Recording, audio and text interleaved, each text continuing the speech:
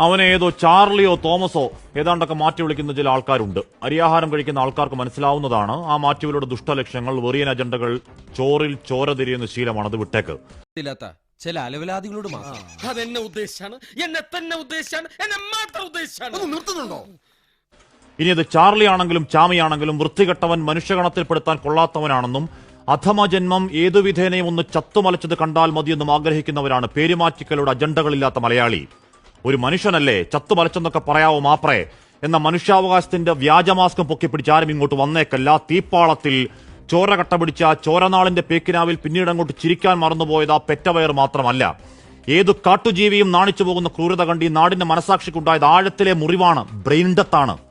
23-കാരിയെ പിഴിഞ്ഞ് പഴന്തുണി പോലെയാക്കി തലതകർത്ത ചോരപ്രളയത്തിൽ പാളത്തിൽ റേപ്പ് ചെയ്ത് കൊന്നുകളഞ്ഞ പാഴു ജന്മം പിന്നീട് പോലീസിനോട് പറയുന്നുണ്ട്, സാറേ വഴിവക്കിൽ പായസം കിട്ടിയാൽ കുടിക്കാതങ്ങ് പോകാമോ, ഓർത്താൽ ഇപ്പോഴും അടിച്ചു മോന്ത പൊളിക്കേണ്ട കൈത്തരിപ്പാണ്. ആ മനുഷ്യവിരുദ്ധ തെമ്മാടി ഈ നമ്പർ 1 കേരളത്തിലെ നമ്പർ 1 സുരക്ഷാ ജയിൽ ഭേദിച്ച് തളാപ്പിലെ ഒരു നഗരത്തിൽ കൂടി നെഞ്ചുവിരിച്ച് നടന്നെങ്കിൽ, പിന്നീട് മാധ്യമങ്ങളോട് അശ്ലീലാംഗ്യം കാണിച്ചെങ്കിൽ അത് ആ സിസ്റ്റം പരാജയത്തിൽ അവന്റെ ഒടുക്കത്തെ കോൺഫിഡൻസ് ആണ്. ഇനിയും ഞാൻ ചാടും, പോലീസെ തടുക്കാമെങ്കിൽ തടുക്കണോ എന്നാണ് ആ വെല്ലുവിളി. ഈ നാട്